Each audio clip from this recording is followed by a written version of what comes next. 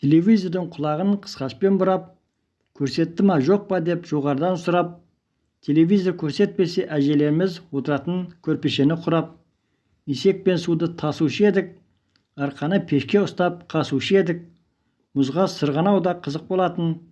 Қатқан мұздарды чупа-чупс қылып сорып, балалар бірін-бірі таласып басушы едік. Жаңа жылда маска кигенге мәз болатын. Бал дәурен балалық шақ әз болатын.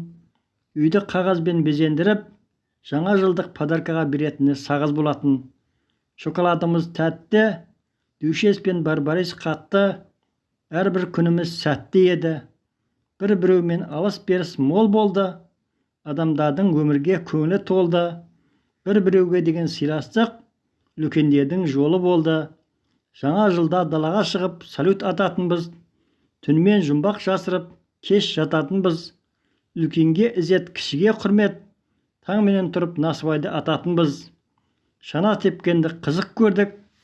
Көктем болса жауқазын тердік. Балалық шақ, бал дәуреннің қызығын нағыз біздер көрдік.